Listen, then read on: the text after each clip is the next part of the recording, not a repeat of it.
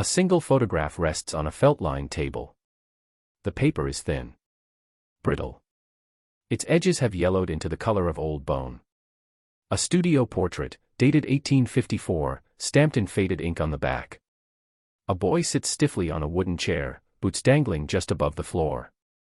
His jacket is too large. His expression, blank, rehearsed, obedient. Nothing about the image is remarkable. At first. Soft room tone. The distant hum of an archive's climate system. This photograph has lived quietly for more than a century and a half. Catalogued. Cited. Reproduced in textbooks. Historians believe they knew it. Until someone enlarged it. A cursor drags across the screen. The image sharpens. Fibers emerge. Cracks in the emulsion. And then. The boy's hand. Not his face. Not his eyes. His hand. It appears clenched around something small, something that never made it into the captions. As the resolution increases, the object becomes clearer and stranger. Too angular. Too deliberate. The fingers bend at an unnatural angle, as if trained to hold it that way. The room goes quiet. That shouldn't be there, the researcher whispers, almost apologetically. What follows is not a dramatic revelation. No music swell. No gasp. Just silence.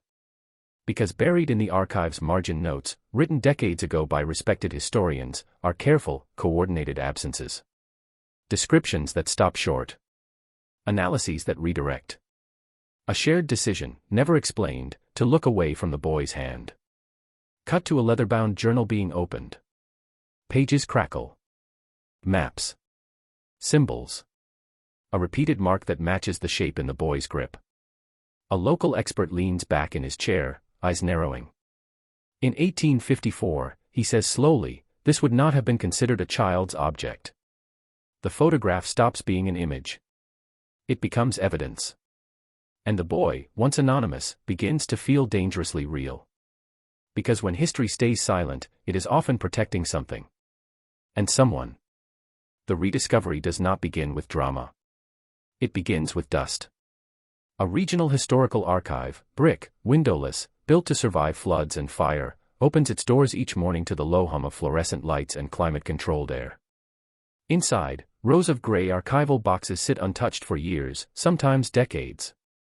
This is where the 1854 portrait has been resting, mislabeled, misfiled, quietly surviving on the margins of recorded history. The photograph is not found because someone is looking for it. It surfaces because a junior researcher is digitizing a backlog slated for budget review.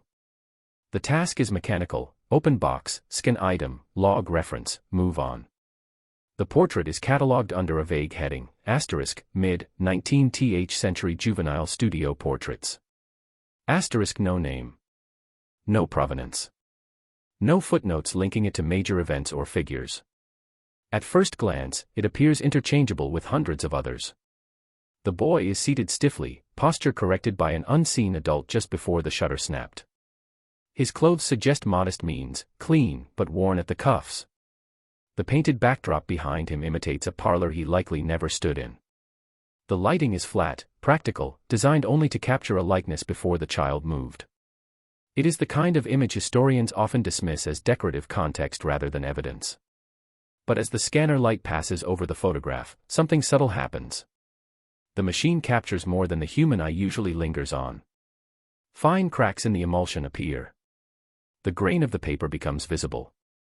And for the first time in decades, the image is seen not as a whole, but in parts. The researcher pauses. Not at the boy's face. Faces lie easily. They were trained for stillness. For compliance. The pause comes lower. At the hands. One hand rests limp against the boy's thigh. The other is clenched. Not naturally curled, but tightened with purpose. The grip looks learned, almost instructed. The object inside is small, angular, partially obscured by shadow, yet clearly intentional.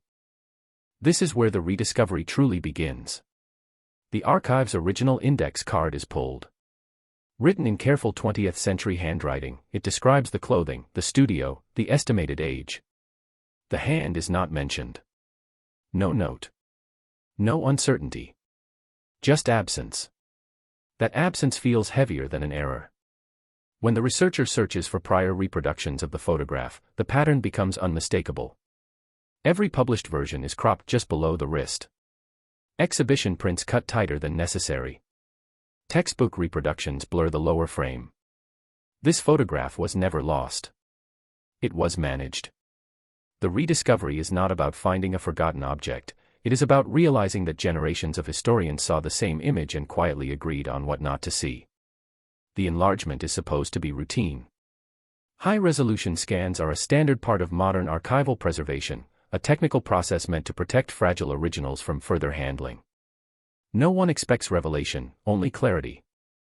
The image of the 1854 portrait is uploaded, aligned, corrected for contrast, its faded sepia tones balanced just enough to reveal detail without distortion. The boy reappears on the screen, larger now, more present than he has been in a century. At first, nothing seems different. The stiff posture. The careful symmetry of the studio setup. The neutral expression common to early photography, when exposure times demanded stillness rather than comfort. But as the researcher zooms in, increment by increment, the illusion of familiarity begins to fracture. The hand comes into focus. What once appeared as a vague shadow becomes unmistakably deliberate. The fingers are not relaxed. They press inward, knuckles slightly whitened beneath the skin. The thumb locks the grip in place, not as a child fidgets, but as someone trained to hold something correctly. Inside the boy's palm is an object no larger than 2 fingers wide. It is not a toy. The edges are too straight. The surface catches light unevenly, suggesting metal or carved stone rather than wood. A faint marking, perhaps a notch, perhaps a symbol, runs along one side. The shape feels functional, not decorative. Purpose-built. The researcher freezes the frame. In early studio portraits, props were common, books to suggest education, flowers to suggest innocence, miniature chairs to control posture. But this object does not match any known photographic convention of the 1850s. It is not positioned for display. It is partially hidden, as if not meant to be seen at all. That is what makes it unsettling. Further magnification reveals something else. The boy's wrist is tense. The tendons stand out more sharply than expected for his age. This is not the grip of a child holding something precious. It is the grip of someone holding something they have been instructed not to drop. The enlargement raises questions no catalog ever asked. Why include an object only to obscure it? Why allow it into the frame at all if it carried no meaning? Studio photographers controlled every element of their images. Nothing accidental survived the long exposure times of 1854. The software enhances contrast slightly more. The object's surface reveals a shallow incision, deliberate, geometric. Not damage. Not wear. A mark. The room grows quiet. Notes are taken. Screenshots saved. Measurements recorded. The object is compared against known artifacts of the period, devotional tokens, trade tools, children's keepsakes. None match. This is no longer an aesthetic detail. It is evidence of intent. Of choice. Someone placed that object into the boy's hand, positioned his fingers, and allowed the shutter to close. The enlargement does not answer the mystery. It proves that one exists. The silence does not announce itself loudly. It reveals itself in the margins. Once the enlarged image raises questions, the investigation turns backward, away from the photograph itself and toward those who handled it before. Archive logs are pulled. Exhibition catalogs. Academic citations.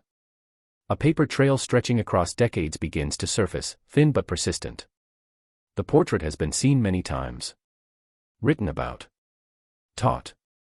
Yet always in carefully limited ways. Early 20th century notes describe the boy's neutral expression and typical mid-century attire. A 1937 lecture slide references the image as an example of early juvenile portraiture. A 1960s textbook reproduces it as cultural texture, cropped just below the elbows. Each mention feels complete, until compared side by side. None mention the hand. Not once. The absence becomes impossible to ignore. Historians are trained observers. They catalog fabric, posture, studio furniture, even photographic flaws. To miss an object deliberately held in a child's clenched fist is not oversight. It is selection. A deeper look reveals something more troubling. In a private correspondence between two respected historians, letters preserved in a separate collection, the photograph is mentioned briefly. One line stands out, underlined faintly in pencil. Best not to foreground the lower detail. It invites speculation. Speculation about what? The correspondence never says. But the tone is clear. Cautious. Protective. The kind of language scholars use when they sense a boundary, ethical, political, or reputational, and choose not to cross it. The silence appears coordinated. Exhibition records show that curators consistently framed the image tightly. When asked decades later why the cropping was so severe, one former assistant curator responds vaguely, "That's how it was handed to us." No further explanation. No written policy. Just inheritance. Footnotes are checked next. In one article, a reference marker appears beside a sentence describing symbolic childhood objects. The footnote leads nowhere, listed as redacted by editor. Another paper includes a passing mention of unusual compositional elements, but the paragraph abruptly shifts focus before elaborating. Each omission feels small on its own. Together, they form a pattern. This is not ignorance. It is restraint. A modern historian reviewing these materials leans back, exhaling slowly. "This is the language of people who knew something didn't fit," she says, tapping the page. "And decided it was safer not to ask why." The silence begins to feel heavier than the mystery itself. It suggests pressure, social, institutional, perhaps even local. In the mid-20th century, certain histories were inconvenient. Certain truths disrupted carefully constructed narratives of innocence and progress. What if the boy's hand threatened that balance? What if acknowledging it required acknowledging something else, about labor, training, secrecy, or harm? Silence, in this context, becomes an act. Not forgetting, but choosing not to remember. The investigation moves from paper to matter. Once the silence in the historical record becomes undeniable, attention returns to the photograph itself, not as an image, but as a physical artifact. The original print is carefully removed from its protective sleeve and placed beneath angled light. Cotton gloves. No sudden movements. The surface tells its own story if you know how to listen. Under magnification, the object in the boy's hand is no longer just a shape. Its edges are too precise for chance. The light catches on a shallow groove, then another. These are not scratches left by time. They are intentional markings, cut with purpose. A material specialist is brought in. She doesn't look at the boy at first. She looks only at the geometry. Photographers in the 1850s didn't accidentally capture things like this, she says quietly. Exposure times were long. Subjects were posed. Props were deliberate. High-resolution spectral imaging is applied to the scan. The technology isolates density differences in the image, revealing what the eye alone cannot. The markings on the object resolve into a repeating pattern. 3 short lines. 1 longer line. Not decorative. Not random. Symbolic. The pattern is traced and compared against known 19th century markings. Trade guild stamps. Religious tokens. Surveyor's marks. None align perfectly. But then a match appears, not in an art database, but in a collection of industrial records. A small, almost forgotten archive, regional labor tools from the mid-1800s. The pattern resembles an ownership or function mark, used not on finished goods, but on implements meant to teach or enforce a task. Training tools. Measuring devices. Objects used to ensure consistency, discipline, repetition. The implication is unsettling. This was not something the boy chose to hold. It was something he was expected to know how to hold. Further examination shows wear along one edge, inconsistent with a single photo session. The object had been used before. Repeatedly. The boy's grip makes more sense now, not tentative, but practiced. Learned through correction. A historian specializing in early labor practices is consulted. When shown the image, he goes silent longer than expected. I've seen this marking once before, he finally says. In a journal describing apprenticeship. But not the kind we like to talk about. He explains that in certain regions, children were trained early for specialized, often hidden work. The tools were small, portable, easy to conceal in plain sight. Their meanings were understood locally, but rarely documented openly. Especially when those practices later became embarrassing. The object in the boy's hand is no longer a mystery artifact. It is evidence of a system. And the photograph, once thought harmless, begins to look like a record someone never intended future generations to decode. Understanding the markings requires stepping outside the photograph and into the world that produced it. The symbols etched into the object are circulated quietly among a small group of specialists, people who study not portraits or photography, but the hidden infrastructures of the 19th century. Informal labor systems. Local codes. Practices that existed in plain sight yet rarely entered official records. One expert stands out. A social historian whose work focuses on unwritten economies of the 1800s, systems that function through custom rather than law. When she sees the pattern, her reaction is immediate, almost physical. I know this, she says. But it isn't something you'll find in museums. She explains that in certain rural and industrializing regions, families bound children into early labor arrangements that fell outside formal apprenticeship contracts. These were not trades advertised in guild halls. They were tasks passed quietly, often within tight communities, and marked through symbols rather than paperwork. The markings on the object match those used in disciplinary tokens, items that signaled role, rank, or function. Not ownership of the child, but ownership of the work they were expected to perform. The token did not belong to the boy. The boy belonged to the system it represented. What makes this particularly sensitive is its timing. By the late 19th and early 20th centuries, these practices had become deeply uncomfortable to acknowledge. Labor reforms reframed childhood. Communities rewrote their own pasts. Objects like this disappeared, destroyed, or reclassified as curiosities, their meanings deliberately blurred. The historian explains that silence was often the chosen solution. People didn't deny it happened, she says. They just stopped explaining it. A second expert, a cultural anthropologist, adds another layer. Such symbols were designed to be ambiguous to outsiders. To a photographer or a future archivist, the object would look meaningless. To those who knew, it spoke clearly. That ambiguity now explains the historian's discomfort decades later. Acknowledging the symbol would require context. Context would require admitting that the boy's childhood was not one of innocence or protection, but of obligation. And obligation carries moral weight. Archival research supports this.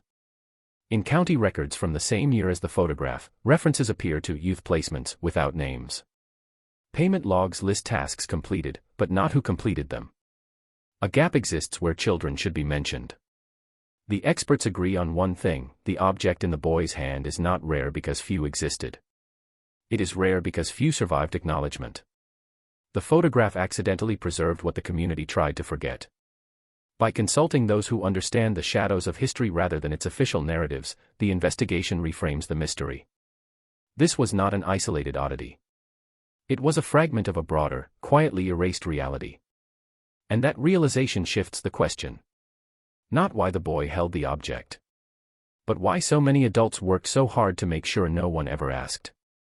The breakthrough does not come from an institution. It comes from a box no one cataloged. Following the experts' leads, the investigation turns local. County archives. Church basements.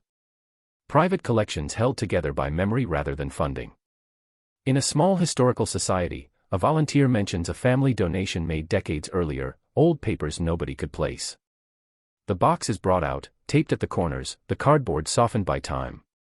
Inside are journals. Not official records. Personal ones. Ledgers kept by a man who never imagined an audience. The handwriting is tight, economical. Dates line the margins. Tasks are listed. Hours. Weather. And occasionally, names reduced to initials. One set appears again and again. AB. Cross-referencing census data narrows it down. A boy of the right age. The right year. living less than 5 miles from the studio where the photograph was taken in 1854. His father's name appears in the journals too, but only briefly, usually beside transactions, not tasks. The boy is listed differently. Under a column labeled asterisk, hands. Asterisk. One entry stops the room cold. Next to AB's initials is a small symbol, sketched quickly in ink. 3 short lines. 1 long line. The same marking. The journals describe work that is never named directly. Measurements. Repetitions. Corrections. There is no language of punishment, but there is discipline. Precision. Expectation. A note reads, asterisk, grip improving. Less reminder needed. Asterisk. The photograph suddenly feels less abstract. Maps found in the same box deepen the unease. Hand-drawn routes between sites that do not appear on official surveys. Shortcuts. Hidden paths. Places marked only with symbols, not names. The boy's initials appear again, near locations that match the journal dates. This is no longer a symbolic mystery. It is a life.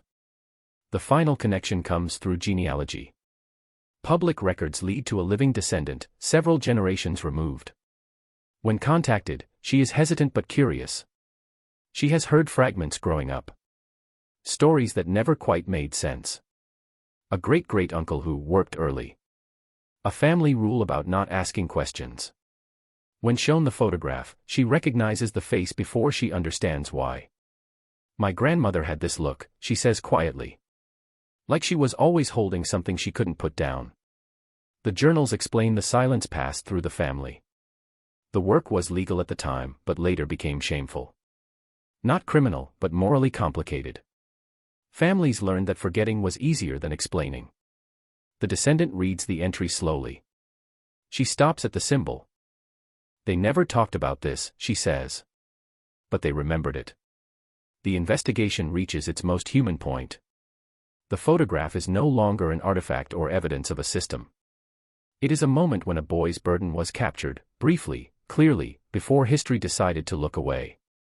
With the photograph, the object, and the journals aligned, the investigation circles back to the question that has hovered since the beginning: what does it change to know this now? The answer unfolds not in an archive, but in the present, among those who inherited the silence. The descendant returns to the studio site, now a narrow storefront wedged between modern buildings. Nothing remains of the painted backdrops or heavy cameras. Traffic passes. People hurry by unaware. She holds a reproduction of the photograph, this time uncropped. The boy's hand is visible.